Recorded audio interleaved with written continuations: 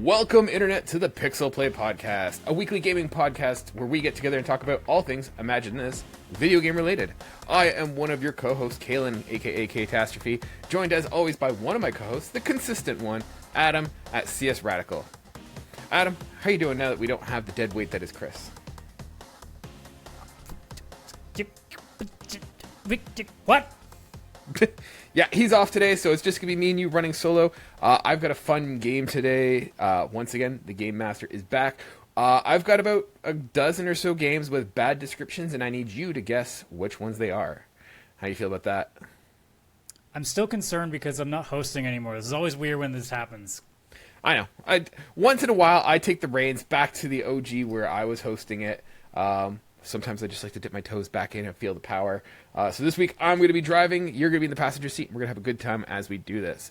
I'm just super proud of you. You didn't need a second take on this one. Usually you flub the first one after a while. Don't show them how the sausage is made. You know, sometimes. No. It's more fun this way.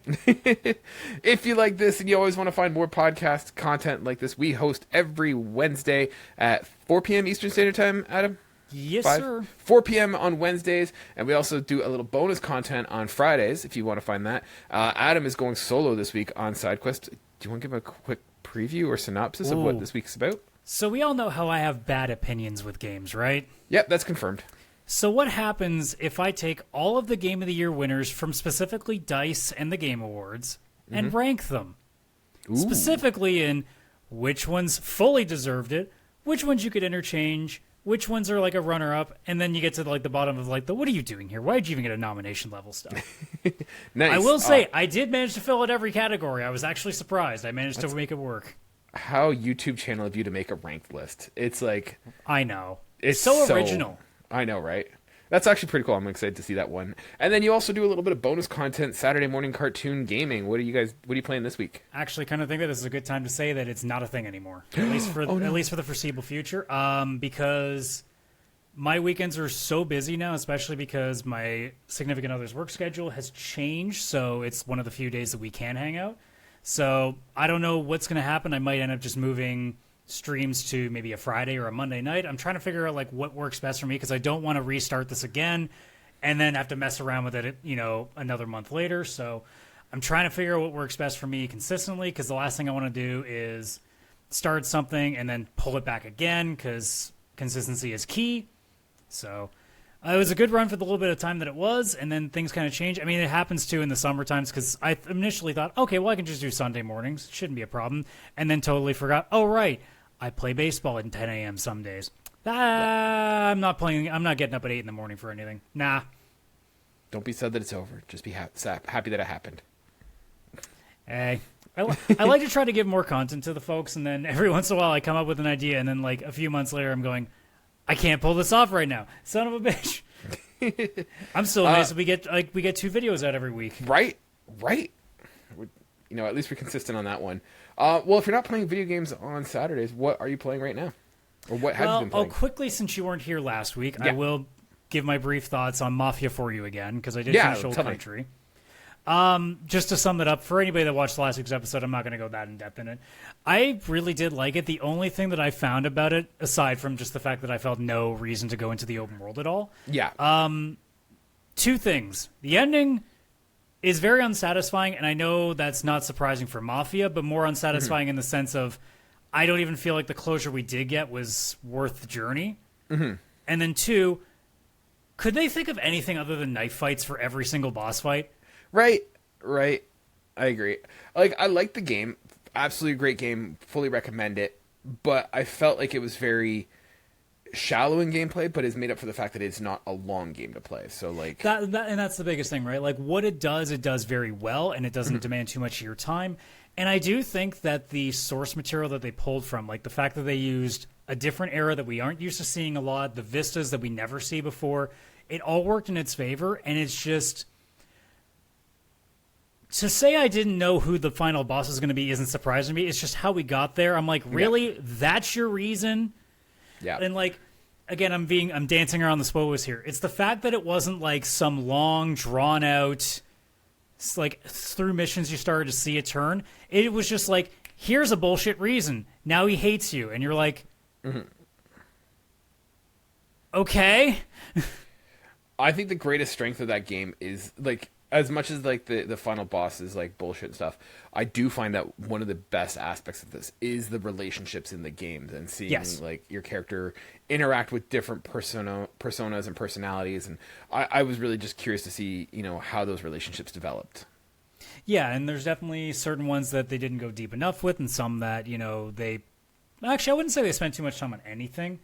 I would just say that a couple in particular... I think I feel like just in the same way of like with the final boss being like brought out so quick, I think they ran out of time and just I think there's 2 or 3 hours left that they needed to put in there, and they just either I don't know if they were constrained or if they were just like we're fresh out of ideas, we just need to get this going.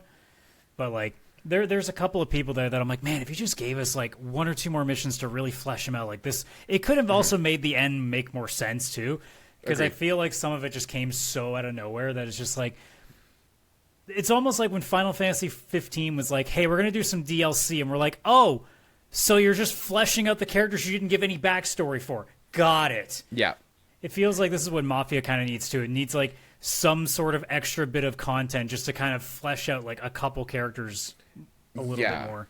It's not a perfect game, but I felt like they knew what they had and they priced it and marketed it. And like it's not the best game I've ever played, but the price point, the length, the game, like they've got it all perfect, right? It's it's a great 8 out of 10, honestly. Yeah. Like it's super good. Yeah. It just, I left it being like, you could have been so perfect. Yeah. But anyways, the things I've actually been playing the last week, you're going to hate this, and Chris is also going to hate this because he's missing me talking about it. But the only thing I've really been messing with so far this week has been the new well, I shouldn't say the new Dragon Age, but the remake they've done of Dragon Age or Dragon Quest. God damn it, Dragon Quest 7 reimagined. Old school JRPG. It's nothing special. I'm enjoying my time with it. It's just a good time sink. I was going to mention that I've dabbled in Mina the Hollower, the new game from the Shovel Knight devs, but I haven't gotten really far enough to really have an opinion of it yet. And I got to mess with the settings a little bit because it's kicking my ass. I've heard it's really difficult, like way harder than Shovel Knight. Yeah, like they give you a lot of different things you can modify to kind of make it your own. I'm going to try to figure out like what I think is the right amount of it, because I've seen this game is like in the double digits of hours. I'm like I'm not doing that. Like I actually really do like what I'm playing. I'm not suffering to get to where I want to in this, so I just got to figure what I think is the fair balance of. Okay, this isn't fully God moding it, but also this is enough that I'm not going to be raging every time I die in 5 minutes. So yeah, that's kind of how I was feeling when I was playing Sorrows. It's like I don't want to be a power fantasy, but at the same time, I don't want to grind on this. Yeah, but I mean, with Dragon Quest, like the one thing that I will say about this, and I'll probably echo it more once I play more of it, because I'm maybe like almost 10 hours into this game that's anywhere between 40 to 60, depending on how deep I want to go into it, which is probably not going to be that deep because Dragon Quest games and me aren't like they don't dig me the same way that like other JRPGs do. This one is very old school, and by that I mean it's dull sometimes. And I will say, and I'll say it again when Chris comes in too, the character designs in this game fucking suck. They're so boring. Really? They're so boring. The art style here, I like the art style. Oh, the art style, like the enemies and stuff, but like your party members, they're so boring.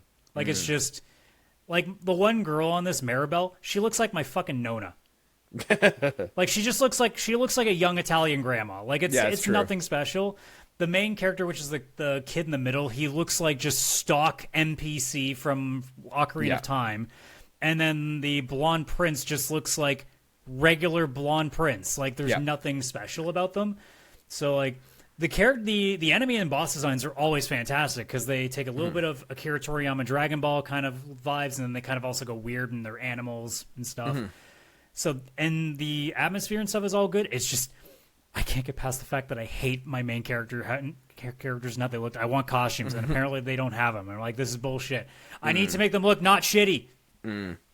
So they put like, have they done anything to this game in terms of like quality of life or modernizing it at all? I don't know because we never. I don't know if we ever got this game. Let me double check to see if Dragon Quest 7 ever got released. But do you feel like playing it that it has any? Oh, it's perfectly serviceable. Like I'm not sitting here and thinking like it was it was like a rough game or anything like that. It looks like it was on PlayStation. I just never noticed. Yeah, whatever. I mean, if it was a PlayStation game, it wasn't going to run that well for back in those days and wouldn't age very well either. But yeah, no, like it's the thing with Dragon Quest 2. Like a lot of people, if you've never played a Dragon Quest game before, it's pretty good if it's like a baby's first JRPG. Like they aren't very intensive with mechanics or anything like that. It's pretty straightforward that what you got to do. The problem with that is, of course, when you're like me and you've played so many different ones, this one really needs something to click. I'm surprised I've actually gotten through almost 10 hours of this as easily as I have, because the story is not really doing much other than the fact that, like, because the whole thing about the story so far, I don't know when it starts to turn a little bit to bring like what the actual baddie is, because we don't know yet, is that you are on an island to yourself. There's nothing around you. You don't know that there's any land around you. And then you find out that there's a portal that leads to another world. And as soon as you resolve a problem in that world, now that island is suddenly appearing around you. And now you're starting to realize, oh, wow, this planet's actually way bigger than we thought. And now I'm slowly getting all these worlds going. But we haven't really been shown like what the reason for all this is or what the baddie is yet. And I'm at least like 20% through the game at this point, if I'm to believe the how long to beat number. So I'm like, all right, we doing a thing here or not, guys? Like, so it's Dragon Quest games are always weird because I think they're really solid. The problem is I would never classify these as like the best of anything because they're just, I don't feel like they do enough to separate it. Now maybe back in the day when it first started, different story, but like now they just feel like, you know, something you could pop into. Yeah. Either way, I'm not complaining with it right now. It's just a matter of, you know, will I A, finish it, and B, if I do, will I be sitting here being like, oh, this is really good?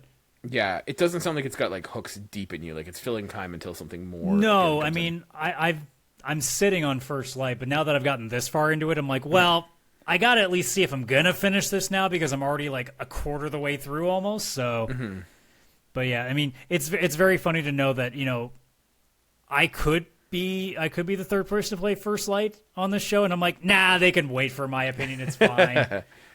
Yeah. Well, speaking of that, this week I finished 007 First Light. I know Chris has already beaten it and given his review, but I thought I'd give my thoughts. So my relationship with James Bond, I grew up watching it as a kid like we all did. My wife is super obsessed with James Bond, so it's constantly been in my life. And honestly, this is one of, if not my favorite James Bond story. I really like it. I thought that it feels like it fits with any of the James Bond movies that have come before it. The story is incredible. I like the portrayal of James Bond as like a young James Bond. He doesn't have his 007 code sign yet. This is just him becoming a secret agent with MI6. And so the story-wise, I think it's really cool. I like the plot. I like how they handle it. I love the characters. Like I said, James Bond is great. Moneypenny is adorable, but I really like how they designed her to kind of be, you know, in charge and kind of keeps up with Bond. Like she's not just some, you know, assistant or secretary or just like she's involved and helps out a lot. The best character in this game is Q. I love the interpretation they went with Q in this. Very flamboyant and like eccentric genius kind of thing. I thought it was really cool. Very like aesthetically very similar to like Tony Stark's dad in like the Marvel Iron Man universe. So I really liked how they handled him and did it. The gadgets are really cool. There's not a ton of them. You have access to like a dart gun, explosives, that kind of stuff. But I find that how you can use it is really interesting. The level design was great. The first level I think is like one of my favorites, the one where you're at like a chess match. Hey, I'll just a editor's note here. So we had to cut about 4 to 5 minutes on this show. Kaylan's mic and video conked out for seemed like half a second. I thought everything was salvageable because his mic input changed, but I'm like, okay, I can just mess with the audio. It'll be fine. But actually, that last little bit of footage where he finishes talking about 007, he also talked about Pragmata as something he's playing now. It's just not feasible to keep together. So I'm just making a cut here. You are going to hear me talk about Pragmata because he was talking about that. I will also mention his mic situation, which you'll never get to hear. So ignore that part. But sorry for the tech issues, guys, but I could not salvage this last little bit. So back to your regular scheduled programming. Okay, so now that Kaylan's weird technical issues are gone, that's why I was being very quiet during his Yeah, gaming I was thing, like, because man, apparently, he's not like Adam for a podcast to work. We got to talk back and forth. So well, usually I'm the one that's like, I won't shut the fuck up. I always interject into something, but I'm like, no, I don't think the audience needs to hear me back through your laptop. I'm like, I'll let him finish his spiel about these games, and then we'll be good. all right. But to quickly summarize stuff, I'm excited to play 007 First Light, like super excited. I mean, based on the fact that both of you guys really loved it, gives me more than enough reason to go, okay, I'm gonna like this. We'll be fine, and hopefully I can have a game that's actually not a super niche game, or a game that a lot of people are looking forward to, that I can actually put in my potential PixelPlay 3, because so far this year it's always been stuff like outside of the norm. Yeah. Although I will say Galactic Racer's looking really good. I know, right? But yeah, no. So 007 is definitely in my top 3 for game of the year, if not my game of the year. Yeah, and then with Pragmata, like I said, I figured you would end up liking this a little bit more now that you got your toes a little bit deeper in the water there. Yeah. So, and I can't wait to actually see what you think about it as you get further and further in. Because how far are you, by the way, in Pragmata at this point? So I am just about to head towards the Terra Firma. Okay, so you're about to go into the last area that I completed. Because about at that point is where I stopped. Okay, yeah. So far I'm liking it. I want to explore more. I like the building my loadouts and stuff. I wish, I'm not a huge fan of I wish I can carry more weapons and change it. That's one of the things, because you only really, you have one. Thankfully, they give you the options to always switch, because they'll always leave you different versions of it. So at least your loadout is whatever you want to use the most to start, and then you can kind of make it up as you go along. But yeah, it's just for me because how it works is that you can have you have your main pistol, right? But then you can have one sort of damage focused weapon, one sort of area of effect weapon, and then one sort of defensive decoy weapon. And I kind of wish it's I could go all damage, or I can go. That's all the thing. Every Every time I'm you're giving me defensive stuff, I never use that, because I don't care about defense. Yeah. So otherwise, it's how the game's set up. It's not a detracting, but it's just I play it and I'm I wish it was like this. Yeah. So, but I mean, otherwise, it was pretty solid. I love the gameplay flow, because I love the fact that the hacking while you're shooting. Because initially, when I looked at it, I'm like, well, this looks kind of gimmicky, and then I realized, no, it actually makes shit more intense, because you're like, oh god, I got to get this off. Because there are things to make it faster, and there's the auto hack. I refuse to use it, because I'm like, no, it takes the fun away if I can take care of the hack automatically. I kept the auto hack just for in case I needed emergencies kind of things, where it's oh shit, I'm 10% life and I'm trying to get through this boss. I chose not to. I'm like, nope, if you can't get out of the way, it's your own damn fault. Yeah. It does. It's funny because this is made by Capcom, and it has you could feel the roots of Resident Evil and stuff in it. It does feel like Resident Evil in space, not as horror themed, but that sort of slow, tanky kind of controls. You're not getting swarmed by a ton of stuff, but it's manageable, but you have just enough time to kind of take care of everything you need to. Yeah, for sure. Aside from that, I wanted to just quickly, I know Chris isn't here, so he's going to be very sad that we're kind of doing this without him. I just wanted to briefly talk about, the Steam Machine prices came out. Oh my god. And I think we all understood right away that no one's going to be buying this unless you're loaded, because in USD, the 512 with an SSD comes to $1,049, and the 2 terabyte is $1,349. And Canadian, for us Canucks over here, that's about $1,500 for the 512 and almost $2,000 for the 2 terabytes. And no offense, who's $19.19. getting a 500 gigabyte Steam machine? I feel in this day and age, because you're gonna have an operating system on this, and unless the operating system is very, very, very tiny, you're not gonna have a lot of games. You basically hold Call of Duty and maybe 2 other games. I'd say who's going to buy that, but then I realized people pay $2,000 for tickets for concerts all the time, and people also spend way too much on watches and jewelry, so, I mean, we're all suckers for something, so yeah. I have a feeling it's still going to sell decently well, and it sounds too, the reason that they're not subsidizing it all is because since this is reprogrammable OS-wise, this is the reason. I'm sure there's some bullshit to it, but I also can kind of understand the reason, is that they don't want this to be so cheap that a bunch of outside companies will just buy them all up and use them for whatever else, right? So I think I get it, but I'm also yeah, but come on now. You missed the assignment. The assignment was make an affordable, accessible, entry-level PC for gamers. And I feel at this price point, I could just go buy a pre-built I mean, it's somewhere. almost, in a way, entry-level now, given how the prices are, which is also telling you just how bad things are at this point, but... Yeah. I think it's just interesting because you know, it does, for the price it is, it's commanding. I think right now it's the highest priced console that'll be on the market. If you're being technical, yeah, it would be. Of all the major ways that you could play video games, this is the most expensive one. Yeah, but it's I not think even a the most PS5 powerful. Like, Pro in the US is $899, if I'm not mistaken. yeah, something like that.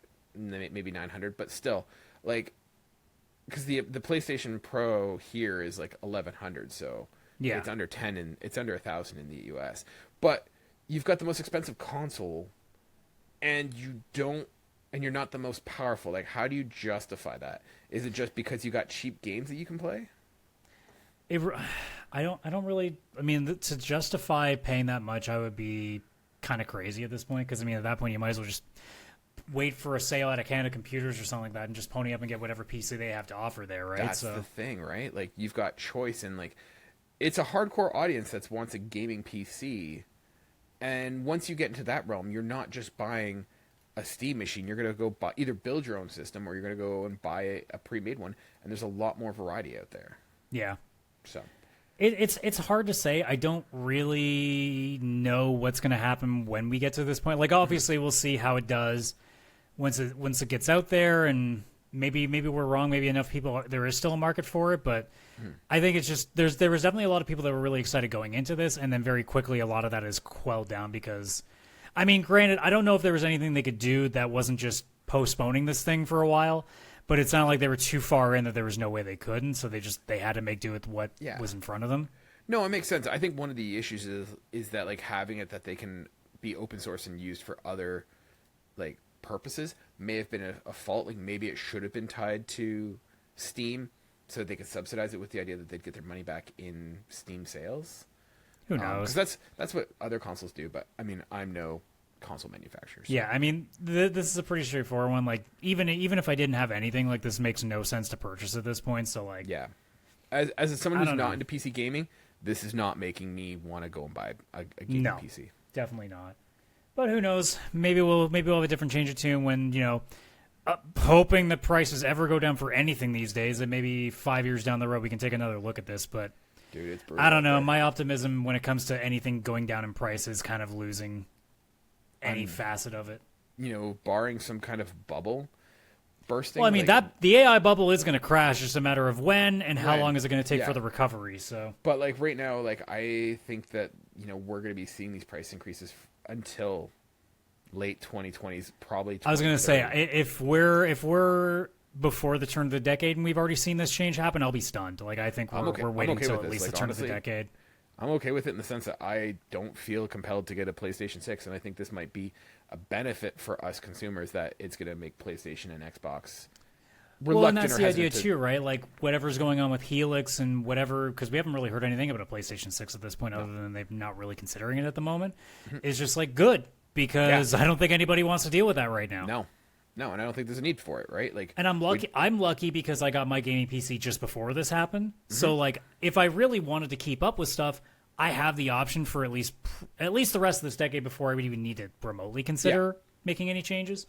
So I'm okay, but like to the average person who can't afford that stuff, like I'm lucky that I worked a job that I could get a bonus that could get me the money that I needed for this. Whereas if you're living paycheck to paycheck, if there was going to be a PlayStation 6 and an Xbox next year, you're fucked. So I really hope there's not one. I'm, as a huge PlayStation and Xbox like console gaming fanboy, I'm not feeling compelled at all to buy. I don't even know if Xbox knows what the heck they want right now. Xbox so what makes me think a console's coming out in a year.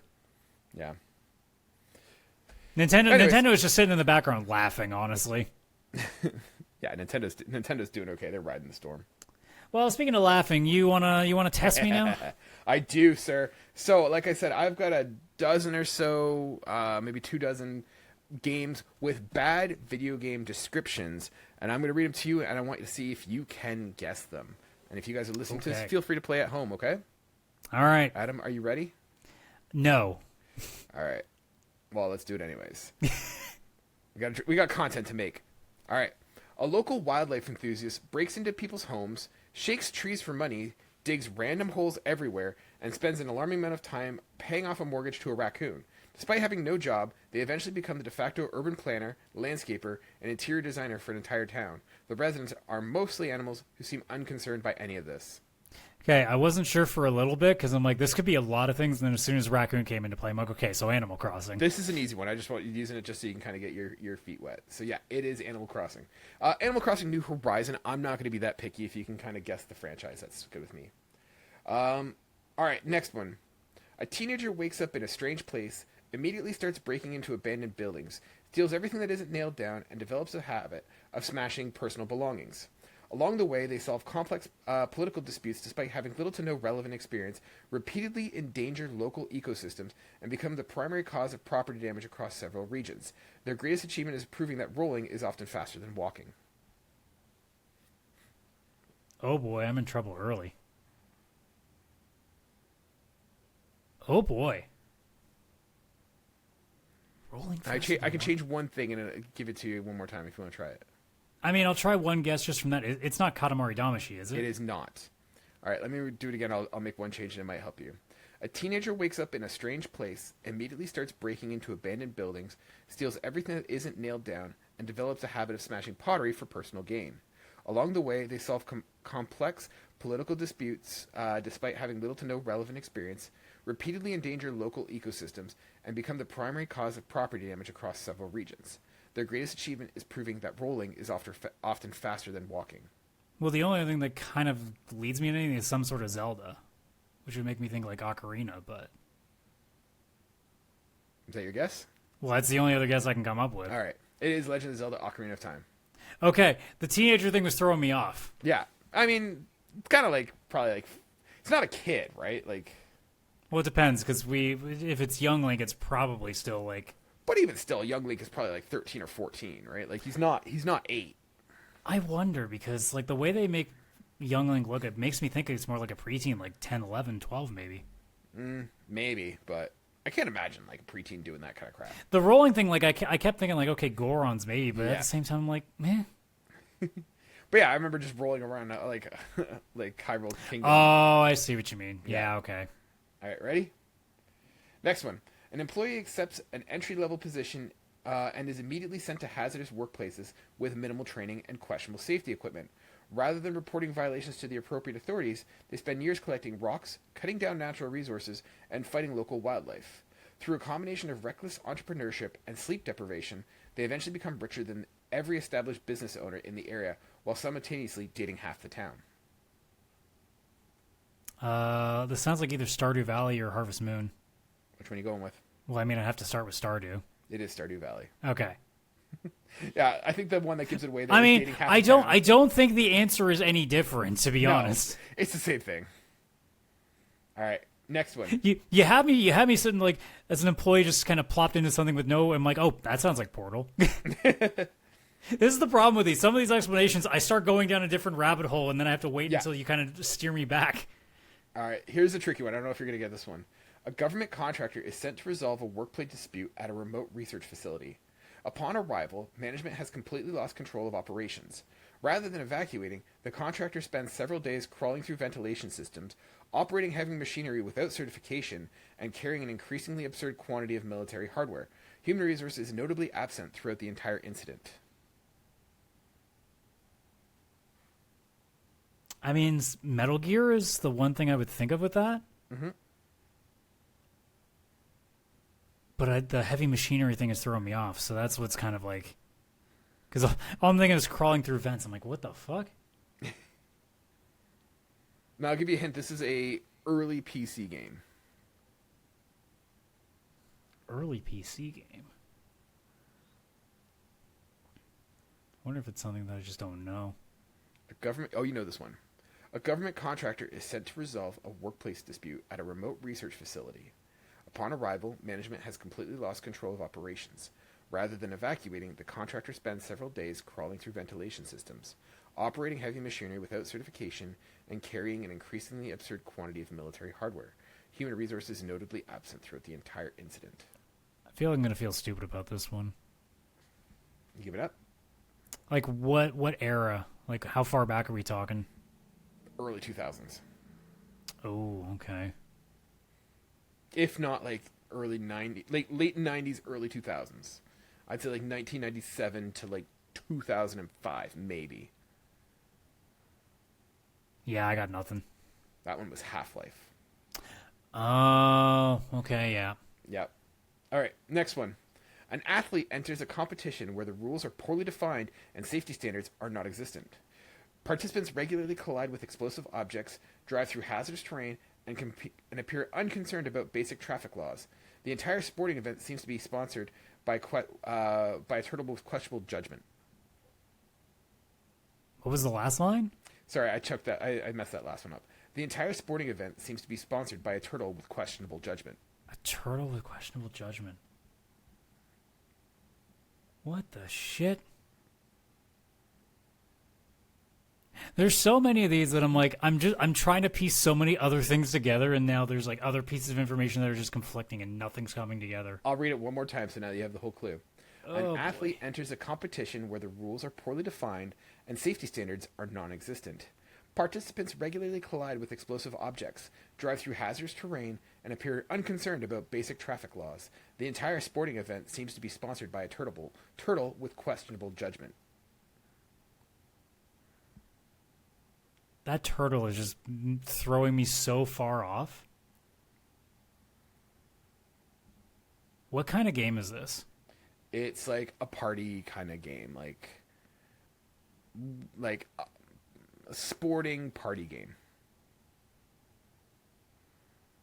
And there's a turtle involved? I really am going to feel stupid about a bunch of these. This one I think you're going to feel dumb about. What era? Because I need so many hints to figure out like even what universe I'm in here. This is, once again, mid to late 90s, early 2000s. Like, what console was this game on? N64. N64.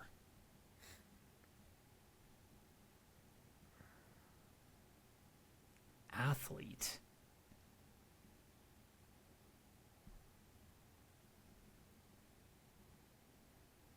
Like, it's not like... The athlete's not referring to, like, a Mario or anything, is it? Could be. But he's not an athlete. Unless it's like... I don't know, like... It's not Mario. No, are you saying Mario's not an athlete? I've seen him He's a plumber! I've seen him golf. I've seen him play tennis. I've seen him play... He's gone to the Olympics, sir. Have you seen what golfers can look like? He's John Olympics, Daly has some exceptions to these things. He's an Olympic athlete, sir. He competes with Sonic in athletic competitions. He is certainly an athlete. All right, we're going to need an answer. I mean, I'm just going to go with Mario Kart 64 because I don't have any fucking other idea. It is Mario Kart 64. Where is the turtle coming into play here? I don't know. Like, I'd like it's run by, like, who's holding the camera and like going around and like showing it. Oh, you mean a Lakitu? Yeah, Lakitu. I mean, if he's running it, like... I don't really call Lakitu a turtle. I kept thinking, like, Bowser. I'm like, what the fuck does Bowser have to do with this? Is Lakitu part of, like, the Bowser Kingdom?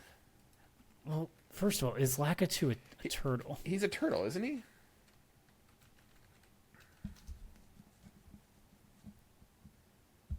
Okay, yeah. I'm so used to seeing them in the cloud, I rarely ever see the shell.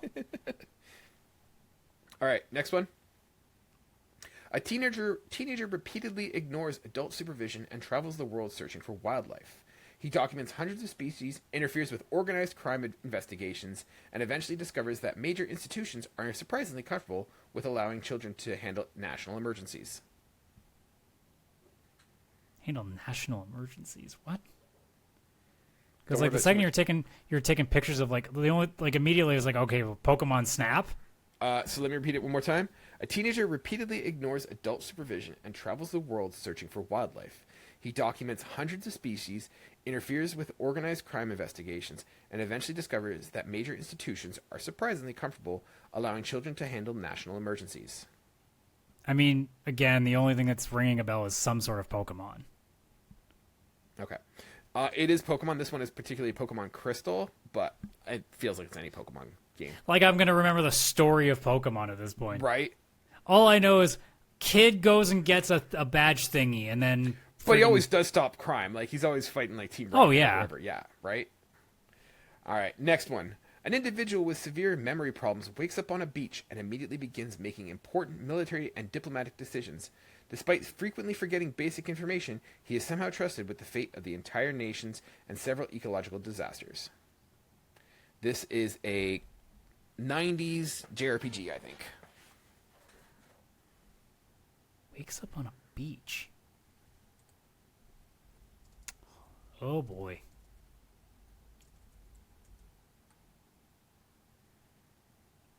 I wouldn't even know where to start on this one.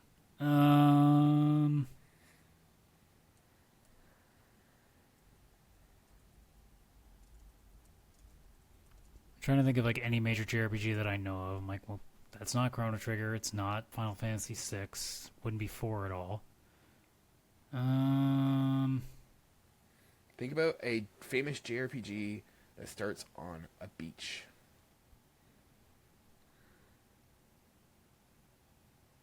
You think that would help me? And you said this was 90s? Mm-hmm. I'm gonna really hate myself on this one, aren't I?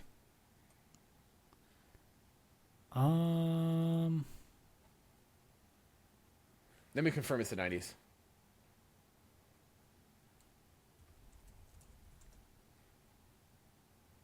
Yeah. 90s, 2000s.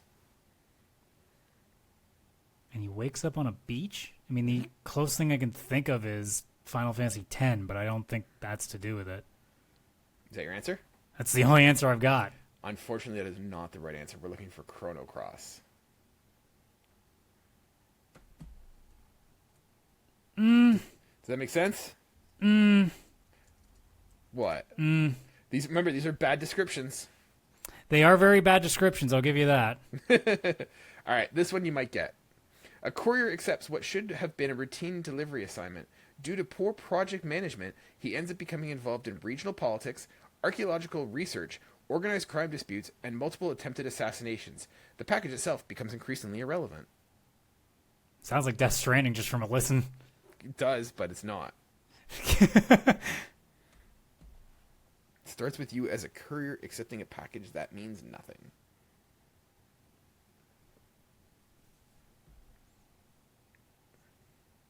And what console? It is a console game, yeah. That's not helping me.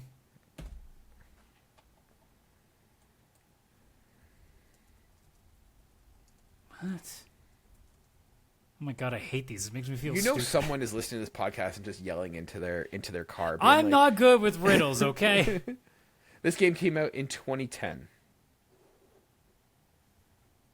Can you give me the description one more time? Yeah, of course.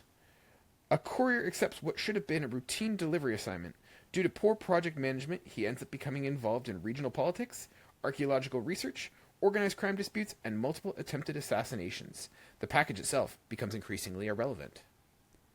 I might be going a little fishing on this one, but like the only other thing that my brain is coming up with is BioShock. Unfortunately, it is not BioShock. The answer is Fallout New Vegas. Okay. Yeah. It's been a hot minute. All right. Maybe you can get this. Because the only thing with BioShock, I couldn't remember what the reason was. Like, I think it was more that you were just on an airplane. You were just on an airplane that crashed in the ocean.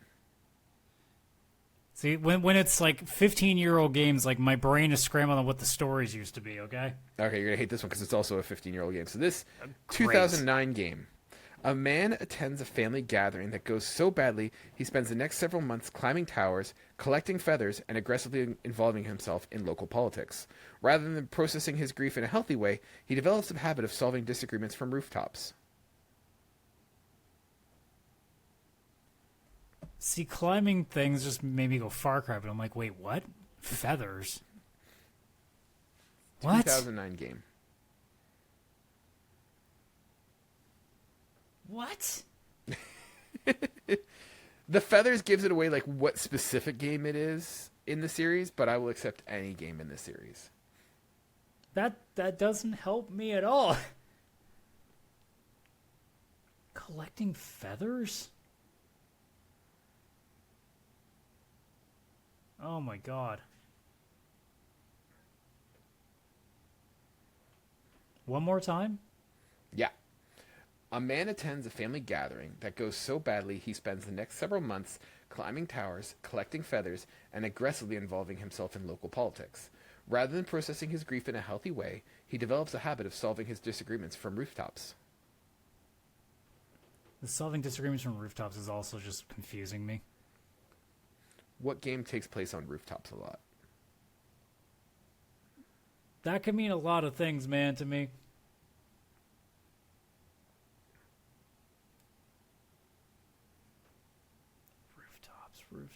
Rooftops. Oh, I don't fucking know. I need Chris here. I need someone to bounce ideas off of with me. Assassin's Creed 2 is the game. Oh, for God's sake! We'll do 5 more, okay? Just say he kills the Pope, and I'm in there. Well, that's a local dispute. All right. 3 men from various walks of life decide to become successful entrepreneurs. Over the following years, they purchase real estate, manipulate financial markets, steal vehicles, start multiple businesses, and develop unusually close relationships with various government agencies. I mean, the only thing that rings a bell would be GTA 5. It is GTA 5. Yeah. Yeah. At least with that one, I'm like, okay, 3 people. Okay, that's a starting point. Yeah, that was a good one. You got that one pretty fast. All right. This is a fun one. I think you can get this one. A homeowner experiences repeated break-ins and concludes that the best solution is to invest heavily in landscaping. What follows is an escalating arms race between a gardening enthusiast and an unusually persistent group of uninvited guests. I feel like this is Minecraft. Why do you say Minecraft? Because landscaping can usually just mean lots of different things with house building. I mean, it's either that or Fortnite, honestly. Like with a bunch of uninvited guests, like either Fortnite or Minecraft is what stands out to me. I think you're missing one of the key aspects here is the gardening aspect. Well, the gardening enthusiast. I don't know. Plants vs. Zombies? I don't know. What's your guess? I mean, Minecraft is gardening. I don't know, man. It's not Minecraft. It is Kingdom Hearts. Or not Kingdom Hearts, sorry. It is Plants vs. Zombies. I'm going to skip the next one because that was Kingdom Hearts. It is Plants vs. Zombies. I'll give you the next one that was for Kingdom Hearts. You tell me if it was good or not. I don't think this is a good one. Well, I mean, nothing you say is going to be either incorrect or correct because that game story is so nonsensical. No one even knows this game. I could just give you the regular description of this game and it'd still be confusing. Right? So the one for Kingdom Hearts is a junior employee joins a corporation and is immediately assigned tasks far beyond his pay grade. Despite receiving almost no useful instructions, he eventually becomes responsible for interdepartmental relations, crisis management, hazardous waste disposal, and several existential threats to the company. See, that would have given me 0 direction for Kingdom Hearts. Okay. Which is about as much direction as that story actually has. All right, here's another one. A day laborer is hired to resolve labor disputes involving several competing organizations.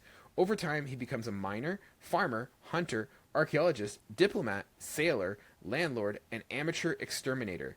Despite these accomplishments, his primary method of communication remains grunting and nodding.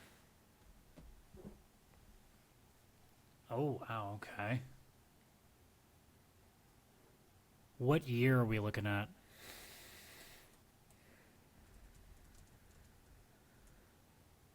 It is 2005 or 2015. So, a day laborer is hired to resolve labor disputes involving several competing organizations. Over time, he becomes a miner, farmer, archaeologist, diplomat, sailor, landlord, and amateur exterminator. Despite his accomplishments, his primary method of communication remains grunting and nodding. Oh, I would put emphasis on amateur exterminator. Or exterminator. I wouldn't put amateur. I'd just put exterminator. Oh, boy. Oh, boy. I couldn't even hazard a guess with this. No? Amateur exterminator? But you also play as a diplomat, a sailor. I got not even the foggiest idea with this one. Witcher 3 Wild Hunt. Oh my god. That is brutal. Okay. This is an easy one, I think. You might be able to get this one. I don't know. I'm not sure about this anymore. We'll do a couple more. I've got like a couple I think you can get. This is agonizing to me. I guess this is vengeance for all the times I've put you guys through stuff. Yeah, right? A man dealing with grief somehow ends up solving every major problem in several regions. Along the way, he gives questionable parenting advice, vandalizes priceless historical sites, and repeatedly ignores instructions from people who seem much more knowledgeable than he is. Why don't you just be an asshole and say God of War? It is God of War. All right. I'll take it. This one you might get. A new employee arrives at work and immediately discovers that management has lost control of the building. Rather than waiting for emergency services, she spends days reading internal memos, throwing office supplies, and aggressively reorganizing company leadership. That sounds like Portal to me. You put it in the Portal? That's all I got. Okay. No, it is not Portal. It's Control. Well, okay. Well, I didn't even hear what you said. So, what game? What year is this? I just want to take another crack at it because I didn't hear at all what you said. Okay, with the game, that's fine. So, 2019. So that's recent. Okay, what's the description one more time? Yeah. A new employee arrives at work and immediately discovers that management has lost control of the building. Rather than waiting for emergency services, she spends days Control? reading... Yeah, it's Control. Okay. Yeah. As soon as I realized the throwing stuff, I'm like, wait a minute. Okay. A man gets a new phone and immediately starts trespassing. Over the next few months, he hacks traffic lights, drains bank accounts, impersonates public officials. That's Watch Dogs. It's Watch Dogs. And Okay. I like the description, so let me just finish this because there's it's some quite that funny. I'm getting. Let me finish this because it's funny. So drains bank accounts, impersonates public officials, interferes with municipal infrastructure, and somehow remains convinced that other people are the problem. Oh, that's Watch Dogs 1 then for sure. Yeah, 100%. Okay, I got two more, and I think you can get these ones. Also known as a game that really epitomized what the idea of the most unlikable main character you could possibly bring up. Aiden Oh my Pierce. god, I hated him so much. Yeah. To the point that I forgot his name and I don't care to remember. It's Aiden Pierce. Why would you do that? All right, last two. I think you can get these ones. I hope so, because I've been on a bad streak. A teenager moves to the big city and becomes strangely fixated on urban wildlife. He spends his free time photographing insects, collecting backpacks, helping strangers with minor inconveniences, and traveling recklessly between buildings without visible safety certifications. That sounds like Spider-Man? Why do you think it's Spider-Man? Because I'm thinking of collectibles. I'm trying to remember if there was collecting backpacks and stuff. I might also be mixing... Because that's the thing with a lot of these games. Collectibles can mean a lot of things. Right.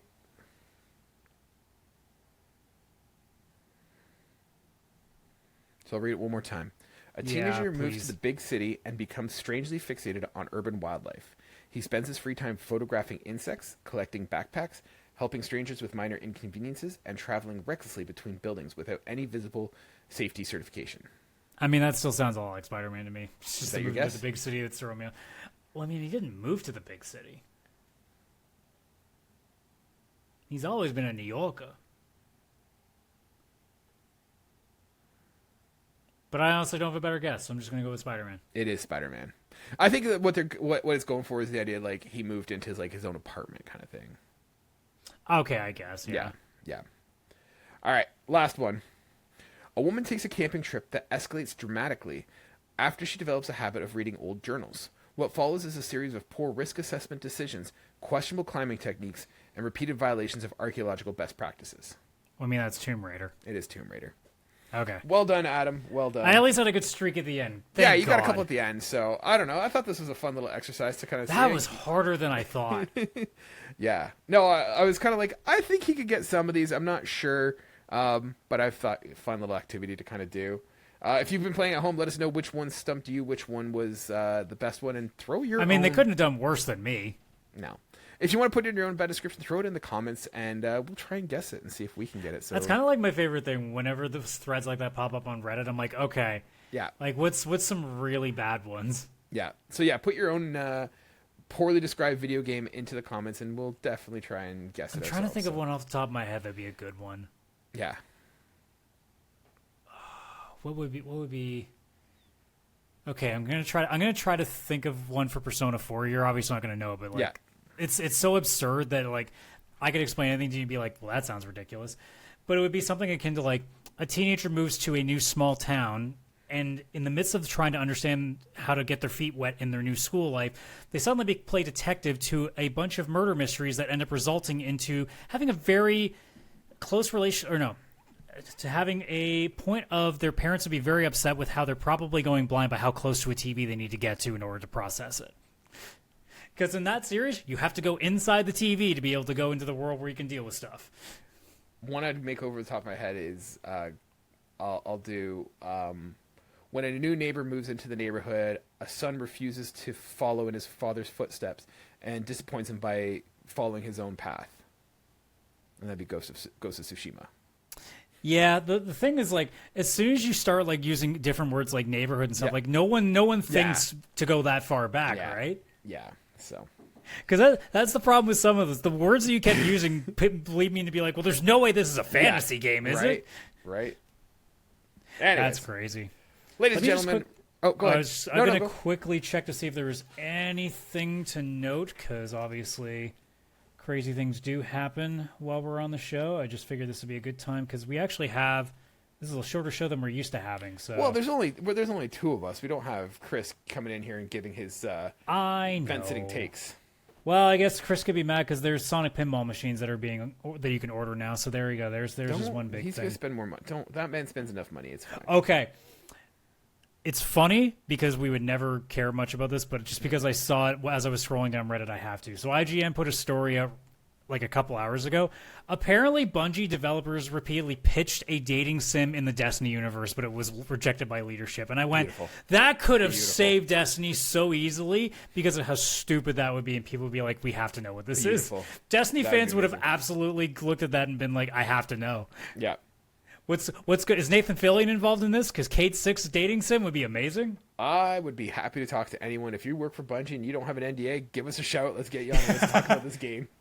Hell yeah. Yeah. All right, ladies and gentlemen, we're going to wrap it up there. It's a shorter episode, but it's only two of us carrying it, so what do you expect? But if you like that, you want to see more of our content, if you want to see who this Chris guy is that we've been talking about your first time here, you can find him on all the other episodes by searching for PixelPlay Podcast wherever you get your podcasts, or keep it straightforward and easy and follow us on linktr.ee/PixelPlay Podcast. You can find our podcast, our Discord, our TikToks, anywhere you want to find us, we're there. And with that, we'll see you guys next week. Bye for now.